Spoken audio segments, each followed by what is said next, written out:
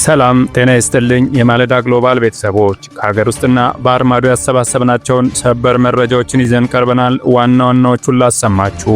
በአማራ ክልል በመንግስትና ፋኖ ኃይሎች መካከል የሚደረገው ውጊያ ተባብሶ ቀጥሏል። በደቡባዊ ጎንደር የፋኖ ኃይሎች በከፈቱት ውጊያ የመንግስት ኃይሎች ከፍተኛ ጉዳት ማስተናገዳቸው ተሰምቷል። ታደምጡታላችሁ። የአሜሪካን ግዙፍ የጦር መርከቦች ከኢራን ጋር ባለው ጦርነት እንደሆነ በተጠረጠረ ምክንያት ከነበሩበት ቀይ ባህር አፈገፈጉ። ትራምፕና የአውሮፓ መሪዎች መካከል ውጥረት ነግሷል። በዝርዝር ተመልክተነዋል። የእስራኤል ጦር ኃይል የኢራንን የስለላ ጉዳይ ሚኒስትር እስማኤል ካቲብን መግደሉን አስታወቀ። እኚህንና መሰል በርከት ያሉ የሀገር ውስጥና ባህር ማዶ በተለይም የመካከለኛው ምስራቅ ጦርነትን የተመለከቱ መረጃዎችን ሰባስበን ይዘን ቀርበናል። እስከ መጨረሻው ከተመለከታችሁ መረጃዎቹን ታገኛላችሁ። አብራችሁን ቆዩ። በአማራ ክልል በፋኖና በመንግስት ኃይሎች መካከል የሚደረገው ውጊያ ተባብሶ ቀጥሏል። በተለይም በዛሬው ዕለት በደቡባዊ ጎንደር የፋኖ ኃይሎች በመንግስት ሰራዊት ላይ ከፍተኛ ውጊያዎችን ከፍተው ውለዋል። ከሁለት ዓመት በፊት በዚሁ ሰዓት በተሰዋው የፋኖ ታጋይ ውባንታ ባተ መታሰቢያ ብለው በሰየሙት ዘመቻ የክልሉ የጸጥታ ኃይሎች በሚገኙባቸው ጋይንት፣ ደራ፣ ክምር ድንጋይ እስከ ጋሳኝ ግዙፍ ጥቃቶችን ሰንዝረዋል። የመንግስት ሰራዊት በሰፈረባቸው ጋይንት ንፋስ መውጫ ከተማ፣ በጌምድር ክምር ድንጋይ ከተማ፣ ፋርጣ ጋሳኝ ከተማና በደራ ሐሙሲት ከተማ በሁሉም ከተሞች የነበረው የመንግስት ሰራዊት ላይ የፋኖ ኃይሎች ጥቃት ሰንዝረው ከፍተኛ ጉዳት አድርሰዋል። ከባህር ዳር 30 ኪሎ ሜትር ርቀት ላይ ያለችው ደራ ሐሙሲት ከተማ በፋኖ ኃይሎች ቁጥጥር ስር የገባች ሲሆን በከተማዋ በተለያዩ አቅጣጫዎች ወንጨት ሚካኤል፣ ይዘትና ቦምባት ላይ ፋኖች በሰነዘሩት ጥቃት የተረፈው የመንግስት ኃይል ወደ ባህር ዳር ዘንዘልማ ፈግፍጓል። ከደብረ ታቦር ከተማ በቅርብ ርቀት የምትገኘው ጋሳኝ ከተማን አልፎ ወደ ክምር ድንጋይ ራስ ጋይንት ለገዛ ያልፍ የነበረን የመንግስት ሰራዊት ፋኖ ኃይሎች በደፈጣ ውጊያ ወደ መጣበት እንዲመለስ አድርገዋል ተብሏል። የተለያዩ የዩናይትድ ስቴትስ የጦር መርከቦች አፈገፈጉ ተባለ። ኢራንን የሚደበድቡ ተዋጊ ጀቶች፣ ሚሳኤልና ራዳሮችን የጫኑት የዩናይትድ ስቴትስ ግዙፍ መርከቦች በፊት ከነበሩበት አካባቢ ማፈግፈጋቸው ተዘግቧል። ኤአርዲ በሚል ምህጻረ ቃል የሚጠራው የጀርመን ቴሌቪዥን ጣቢያና ሌሎች የዜና ምንጮች የአሜሪካ ባለስልጣናትን ጠቅሰው እንደዘገቡት ቀይ ባህር ጂዳ አጠገብ ምህልኩን ጥሎ የነበረው ዩኤስኤስ ጄራልድ ፎርድ እሳት ስለተያያዘበት ወደ ሶዳ ቤይ ክሬታ ግሪክ እየቀዘፈ ነው ተብሏል። የቃጠሎ ምክንያት በግልጽ ባይታወቅም አንዳንዶች ከጀልባ የተተኮሰ፣ ሌሎች ከየመን የተወነጨፈ መሳሪያ ሲሉ ተቀሩት ግን ከዚያው ከመርከቡ የተነሳ እሳት ነው ይላሉ። ዩኤስኤስ አብርሃም ሊንከን የተባለው ሌላኛው አውሮፕላን ተሸካሚ መርከብም በፊት ከነበረበት ወደ ደቡብ ማፈግፈጉን የሳተላይት ፎቶግራፍ መረጃዎችን የሚጠቅስ ምንጮች ዘግበዋል። አውሮፕላን ተሸካሚ መርከቦች በፊት ከኢራን ድንበር 400 ኪሎ ሜትር ባነሰ ርቀት ላይ ነበሩ።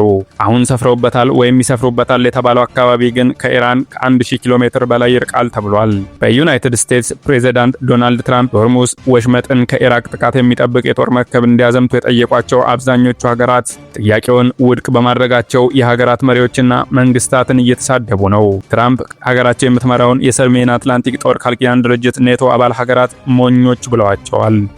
የብሪታንያውን ጠቅላይ ሚኒስትር ኬር ስታርመር ታላቅ ስህተት ሰሩ ሲሏቸው ቻይናን ለመጎብኘት የነበራቸውን እቅድ ሰርዘዋል። የአሜሪካ የቅርብ አጋሮች የሆኑት ዩናይትድ ኪንግደም፣ ፈረንሳይና ጀርመንን ጨምሮ ግሪክ፣ አውስትራሊያ፣ ስፔን፣ ጃፓን፣ ሌሎችም በሆርሙዝ ሰርጥ የሚተላለፉ መርከቦችን ደህንነት ለመጠበቅ በሚል ትራምፕ ባዘጋጁት እቅድ ውስጥ የመግባት ፍላጎት እንደሌላቸው በመግለጽ መልስ ሰጥተዋል። I think we are not part of this war. We did not initiate it. But we are all affected by it. So I think there's a clear call here that international law must be respected. በአውሮፓ ታላላቅ ወታደራዊ ኃይል ያላቸው ሀገራቱ ምንም እንኳን የነዳጅ እንቅስቃሴው መስተጓጎል ቢጎዳቸውም በዚህ ምክንያት ግን ከኢራን ጋር ወደ ቀጥታ ግጭት የመግባት ፍላጎት እንደሌላቸው አሳውቀዋል። ይህም 3 ሳምንት ያስቆጠረው ጦርነት የአሜሪካና የእስራኤል ጉዳይ መሆኑን በተዘዋዋሪ መልእክት ያስተላለፉበት ነው። የዩናይትድ ኪንግደም ጠቅላይ ሚኒስትር ሀገራቸው ሆርሙዝን በመጠበቅ ሰበብ ወደ ጦርነት ተስባ እንደማትገባ ሲጠቅሱ፣ የጀርመኑ መራሄ መንግስት ደግሞ ትራምፕ አጋሮቻቸው ካልተባበሯቸው ለኔቶ መጥፎ ሁኔታ ይፈጠራል በማለት ለሰጡት ማስጠንቀቂያ ኔቶ የመከላከያ ስምምነት እንጂ የጣልቃ ገብነት ትብብር አይደለም ሲሉ፣ መከላከያ ሚኒስትራቸው ደግሞ የኛ ጦርነት አይደለም እኛም አልጀመርነውም በማለት ራሳቸውን አርቀዋል። ነገር ግን ትራምፕ ሰኞ ዕለት እንደተናገሩት በርካታ ሀገራት ጥሪያቸውን ተቀብለው ከጎናቸው እንደሚቆሙ እንደገለጹላቸው ጠቁመው አሜሪካ ስትከላከልላቸው የቆዩ ሀገራት ለቀረበላቸው ጥሪ ምላሽ ካልሰጡ ምስጋና ቢስነት ነው ብለዋል። አሜሪካ ሆርሙዝ ሰርጥን በመጠበቅ ከጎኔ ይቆማሉ ብላ የምትጠብቃቸው የአውሮፓ ባለስልጣናት የኔቶ አባል ሀገራት ትብብር ራስን የመከላከል ዓላማ መሆኑን አጽንኦት እየሰጡ ነው።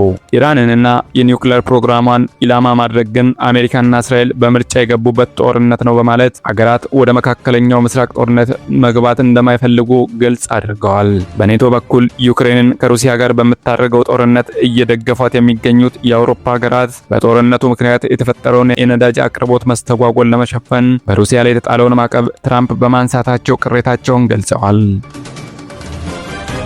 የእስራኤል ጦር ኃይል የኢራንን የሰለላ ጉዳይ ሚኒስትር እስማኤል ካቲብን መግደሉን አስታወቀ።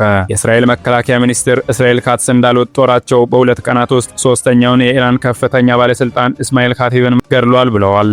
እስራኤልና ዩናይትድ ስቴትስ የኢራን ባለስልጣናትን መግደላቸውን ሩሲያ አጥብቃ አውግዛለች። የሩሲያ ፕሬዝዳንት ቭላዲሚር ፑቲን ቃል አቀባይ ዲሚትሪ ፔስኮቭ እንዳሉት የኢራንንም ሆነ የማንኛውንም ሉዓላዊ ሀገር የአመራር አባላትን ጤና መጉዳት፣ መግደልና ማስወገድ ሩሲያ አጥብቃ ታወግዛለች። ሩሲያ ለኢራን የስለላ የቴክኖሎጂና የጦር መሳሪያ ድጋፍ ታደርጋለች የሚለውን ዘገባም ፔስኮቭ የሐሰት ዜና በማለት ውድቅ አድርገውታል። ዘ ዎል ስትሪት ጆርናል የተባለው ዩናይትድ ስቴትስ ጋዜጣ ውስጥ አዋቂ ያላቸውን ምንጮች ጠቅሶ ሩሲያ ለኢራን የምትሰጠውን የሳተላይት ፎቶግራፎች፣ የሰው አልባ አውሮፕላን፣ ድሮን ቴክኖሎጂ፣ ሌሎች መረጃዎች መጠን ጨምራለች በማለት ትናንት ዘግቦ ነበር። ፔስኮቭ ግን ዘገባውን ሐሰት ነው፣ እያንዳንዱ የሐሰት ዘገባ መልስ መስጠት የለብንም ብለዋል። የሶማሊያ የፌዴራል መንግስት ከሞቃዲሾ ወደ ባዮዶዋ የሚደረጉ የሲቪል በረራዎችን ማገዱ ተሰማ። እርምጃው በፌዴራል መንግስትና በደቡብ ምዕራብ ሶማሊያ እየተባባሰ የመጣውን የፖለቲካ ፍጥጫ ተከትሎ የተወሰነ የጫና ማሳረፊያ ስልት ተደርጎ ተወስዷል። ይህ በረራ መቋረጥ የመጣው የደቡብ ምዕራብ ሶማሊያ አስተዳደር የፌዴራል መንግስቱ በውስጥ ጉዳይ ጣልቃ እየገባ ነው በሚል ከሞቃዲሾ ጋር የነበረውን የፖለቲካና የትብብር ግንኙነት በይፋ ማቋረጡን ባስታወቀ በጥቂት ሰዓታት ውስጥ ነው። እንደ ሂራን ሚዲያ ዘገባ ማክሰኞ መጋቢት 8 ቀን 2018 ዓ.ም ከጠዋት ጀምሮ መንገደኞችን አውሮፕላን ባዮዶዋ ላይ ማረፍ አልቻለም። በእገዳው ወቅት የተባበሩት መንግስታት ድርጅትና የጭነት በረራዎች ብቻ እንዲንቀሳቀሱ ተፈቅዷል። የክልላዊ መስተዳደሩ ከፍተኛ ባለስልጣን የሆኑት ኢልያስ አልኑር በሰጡት መግለጫ የሶማሊያ መንግስት የመንገደኞችን አውሮፕላን ባዮዶዋ እንዳይገቡ አግዷል። ሰዎች ወደ አውሮፕላን ማረፊያ ቢገቡም እስካሁን እንዲነሱ አልተፈቀደላቸውም ብለዋል።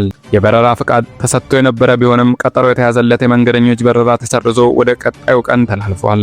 የደቡብ ምዕራብ ሶማሊያ ፕሬዝዳንታዊ ቤተ መንግስት የኮሚኒኬሽን ዳይሬክተር መሐመድ አሊ ኢብራሂም በነገሩ ላይ ያላቸውን ተቃውሞ በማህበራዊ ገጻቸው ሲገልጹ የሶማሊያ ህዝብ በህዝብ አውሮፕላን ማረፊያ ውስጥ እንዲታገት መደረጉ አሳፋሪ ነው ሲሉ የሲቪል አቪዬሽን ባለስልጣናትና የስልጣን ዘመናቸው አጭር የሆነው ፕሬዝዳንቱ ከእንዲህ መሰል ድርጊቶች መታቀብ አለባቸው። ይህ የታሪክ ጠባሳ ሆኖ የሚታወስ ክስተት ነው ብለዋል። የፌዴራል መንግስቱ ለዚህ ጊዜያዊ እገዳ እስካሁን ይፋዊ ማብራሪያ አልሰጠም።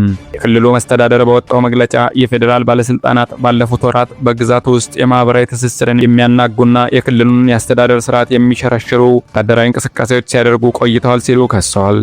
በተጨማሪም የፌዴራል ካቢኔ አባላት በክልሉ የጸጥታ፣ የኢኮኖሚና የአስተዳደር ጉዳዮች ላይ ቀጥታ እጃቸውን ያስገባሉ ብለዋል። የማለዳ ግሎባል ቤተሰቦች መረጃዎቻችን ይህንን ይመስሉ ነበረ። ቻናላችንን ሰብስክራይብ ማድረግ እንዳይረሳ። ቸርን ሰንብት።